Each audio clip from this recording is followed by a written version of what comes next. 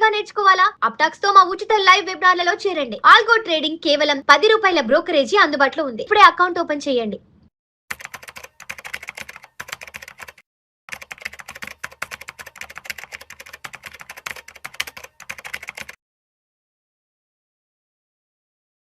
నమస్తే అండి, welcome to Suman TV. నేను వెలిజేకర్దార్. ఇవాళ మనం చూద్దామండి, చాలామంది మనకి 1,00,000 ఎస్ఐపి చేస్తున్నామండి అని చెప్తున్నారు. చాలామంది గ్రో యాప్లో కావచ్చు, లేదా జిరోదాలో కావచ్చు, లేదా ఏదైనా అడ్వైజర్ ద్వారా కావచ్చు, ఎక్కడైనా సరే మేము 1,00,000 ఎస్ఐపి చేస్తున్నాం సార్, 1,00,000 ఎస్ఐపి చేస్తే మనకి అనుగుణంగా చాలా ప్రాఫిట్ అయితే వస్తుంది లాంగ్ టర్మ్లో అనుకుంటున్నారు. కానీ చూడండి, ఎవరు కూడా మ్యూచువల్ ఫండ్స్లో 1,00,000 ఎస్ఐపి అనేది కంటిన్యూ చేయకండి. ఎందుకనే చెప్తాను ఇక్కడ మీకు. చూడండి, ఒకవేళ మీరు కనుక 1,00,000 ఎస్ఐపి ఎవ్రీ మంత్ కనుక ఇన్వెస్ట్మెంట్ చేసుకుంటూ వస్తున్నారు అంటే కనుక ఒక 15 ఇయర్స్లో మనం పెట్టేది మాత్రం 1,80,00,000 మనం పెడతామండి. సో దానికి గాను మనకు వచ్చేది 6,80,00,000 దాకా మనకైతే వస్తుంది. ఇదైతే రిటర్న్ వస్తుంది మనకి 1,00,000 కనుక ఎస్ఐపి వేసుకుంటూ వెళ్తే.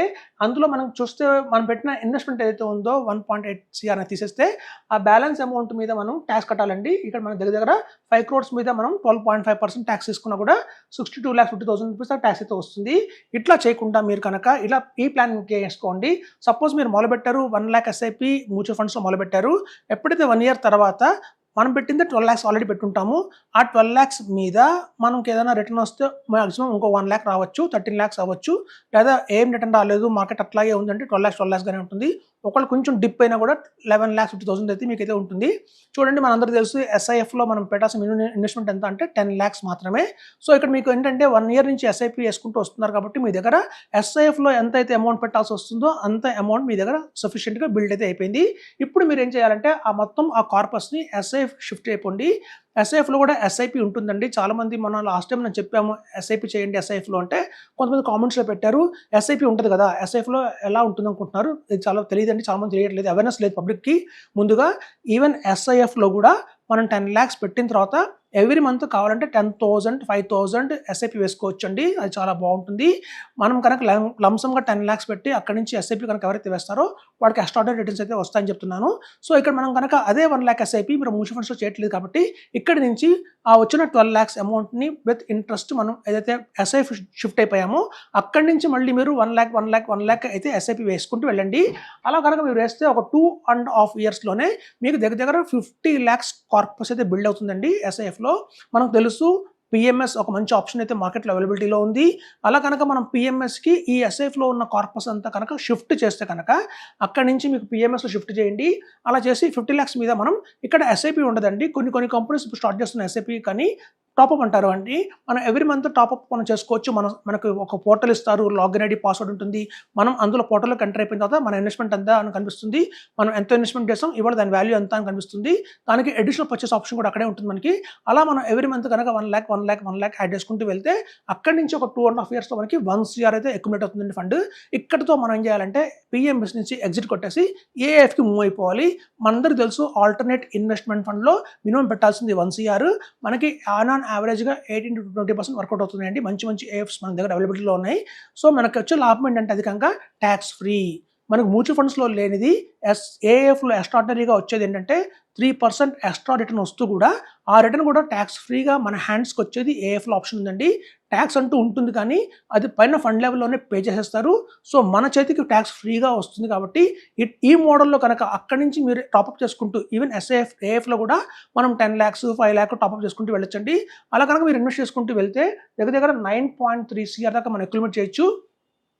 ఇక్కడ మనం బ్లైండ్గా ఒకటే మ్యూచువల్ ఫండ్స్ పట్టుకొని కనుక ఇన్వెస్ట్మెంట్ చేసుకుంటూ వెళ్తే మనకి 6.5 CR, 6.8 దాకా వస్తే అందులో మనం కట్టాల్సిన ట్యాక్స్ 62.5 ఉంటే అదే కనుక మనం ఇట్లా ఎస్ఐఎఫ్కి వెళ్ళి అక్కడి నుంచి పిఎంఎస్కి వెళ్ళి అక్కడి నుంచి ఏఎఫ్కి వెళ్ళి అలా కనుక మార్చుకుంటూ వెళ్తే కనుక మనం దగ్గర 9.3 CR దాకా అప్రాక్సిమేట్గా తెచ్చుకోవచ్చండి. అప్రాక్సిమేట్ వాల్యూ చెప్తున్నాను.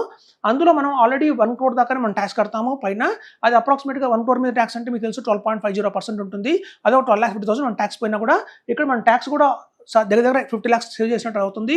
ఎందుకంటే ఇక్కడ మనం ఎవ్రీ మంత్ కూడా 1.25 lakh క్యాపిటల్ గెయిన్ ట్యాక్స్ని మనం తీసుకోవచ్చు. ఇక్కడ మనం ఒక్కసారి కడతాం మొత్తం. సో ఒక్కసారి కడతాం కాబట్టి మీకు ఒక్కసారి 1.25 lakh ఎగ్జంప్షన్ వస్తుంది. ఇక్కడ మనం ప్రతి ఇయర్ మారుతూ ఉన్నాం కాబట్టి ప్రతి ఇయర్ మనకు 1.25 lakh 1.25 lakh 1.25 lakh మనకి ఎగ్జంప్షన్స్ వస్తూనే ఉంటాయి. సో అట్లా మనం కనుక మేనేజ్ చేసుకోగలిగితే కనుక ఇక్కడ మనం అప్రాక్సిమేట్ ట్యాక్స్ చెప్తుందంటే అప్రాక్సిమేట్గా అయితే 12.5 పడుతుంది. సో అందుకని కొంచెం ఒక 50,000 ఎక్స్ట్రా పడచ్చు, తక్కువ పడచ్చు. సో అదండి మనకి ఇక్కడ గమనిస్తే కనుక ఎవరైతే బ్లైండ్గా ఓన్లీ 1 lakh మ్యూచువల్ ఫండ్స్లోనే పోతుంటారో వాళ్ళకంటే కూడా 1 lakh మ్యూచువల్ ఫండ్స్లో ఎస్ఐపి చేసి అక్కడి నుంచి ఎస్ఐఎఫ్కి మారి 1 year తర్వాత అక్కడి నుంచి 2.5 years తర్వాత పిఎంఎస్కి మారి అక్కడి నుంచి 2.5 years తర్వాత ఏఎఫ్కి మారుతారో వాళ్ళకే అత్యధికంగా లాభం వస్తుంది. కొంచెం మనం లాజిక్ ఉపయోగించాలండి. ఎవరికి బ్లైండ్గా ఇన్వెస్ట్మెంట్ చేసుకుంటూ వెళ్ళకూడదు. కొంచెం మాత్రం మనం కొంచెం అటుగా మార్చుకుంటూ ఇన్వెస్ట్మెంట్స్ జాగ్రత్తగా వెళ్తుంటే మాత్రం ఎక్స్ట్రాడనరీ రిటర్న్స్ అయితే తెచ్చుకోవచ్చని చెప్తున్నాను. సో ఎట్లా మనం కనుక ఎస్ఐఎఫ్ నుంచి పిఎంఎస్కి, పిఎంఎస్ నుంచి ఏఎఫ్కి ఎట్లా మారుతూ కనుక మనం కార్పస్ బిల్డ్ చేసుకుంటే కనుక మనకు అమాంతం మనక ఎక్స్ట్రాడనరీ రిటర్న్స్ అయితే మనం తెచ్చుకోవచ్చు. ఇక్కడ చూడండి మనం ఏఎఫ్లో మనం చెప్తున్నాం, చాలామంది చెప్తున్నాము 1 CR ఎప్పుడైతే మీకు ఏఎఫ్లో వచ్చిందో అక్కడ నుంచి నెక్స్ట్ 2 CR 3 CR వచ్చేంత వరకు మేము అందులోనే ఉంటామండి. ఎప్పుడైతే ఎక్స్ట్రాడనరీ రిటర్న్స్ మనకి జనరేట్ అవుతున్నాయో ఏఎఫ్లో అందులో ప్రాఫిట్ తీసి మళ్ళీ వేరే ఏఎఫ్కి మూవ్ అవ్వచ్చు.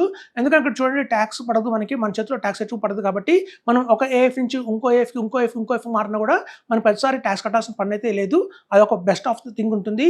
సపోజ్ మీ దగ్గర ఆల్రెడీ 50 lakhs ఉందే మ్యూచువల్ ఫండ్లో అంటే మాత్రం ఇవాళ నుంచి పిఎంఎస్ మొదలు పెట్టండి. పిఎంఎస్లో మొదలుపెట్టి అక్కడి నుంచి ఎస్ఐపి వేయండి.